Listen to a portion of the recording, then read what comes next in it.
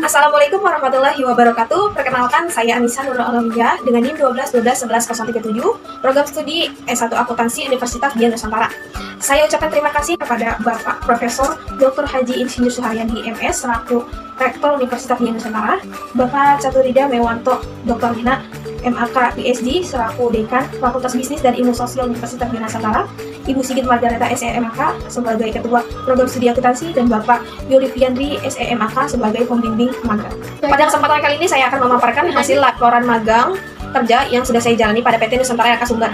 PT Nusantara LK Sumber yaitu perusahaan yang bergerak di bidang distributor besi beton yang beralamat di Jalan Dan Mogot KM 23 nomor 9 RT 1 RW 8 Kota Tangerang, Banten. PT Nusantara LK Sumber sudah berdiri sejak 20 tahun yang lalu dengan jaringan distribusi di seluruh Indonesia yang memiliki visi menjadi perusahaan distribusi terbesar, terlengkap, dan terintegrasi di Nusantara, dan memiliki visi meningkatkan layanan dan kerjasama strategis. Berikut struktur organisasi PT Nusantara LK Sumber.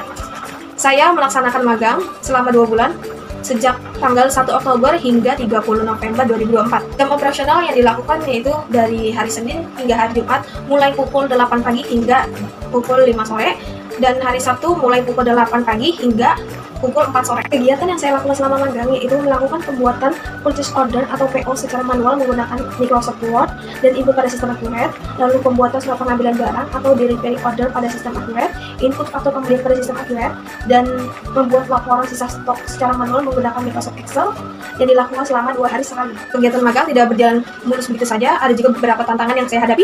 Yang pertama itu adaptasi dengan budaya kerja dan ritme yang cepat, mengelola data dalam volume besar dengan akurasi tinggi, dan koordinasi antar departemen untuk penyelesaian tugas.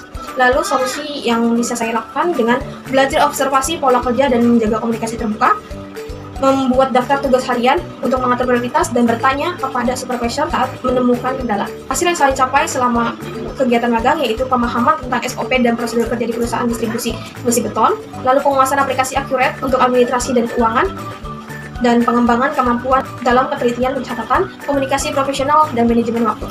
Kegiatan magang kerja tentu saja relevansi dengan mata kuliah yang selama ini saya pelajari, seperti ada mata kuliah Sistem Informasi Akuntansi, yaitu penggunaan software Accurate untuk meningkatkan efisiensi kerja. Lalu ada mata kuliah Etika Bisnis dan Profesi yang menerapkan prinsip etika dalam bekerja. Ada mata kuliah Pengantar Akuntansi, pemahaman dasar pencatatan transaksi yang diterapkan secara praktis, dan akuntansi perpajakan, yaitu perhitungan dan pencatatan PPN masukan, keluaran, dan PPh. Hal-hal yang perlu dipersiapkan untuk masa depan di dunia kerja yaitu perencanaan pengembangan karir, merencanakan langkah selanjutnya untuk melanjutkan pendidikan atau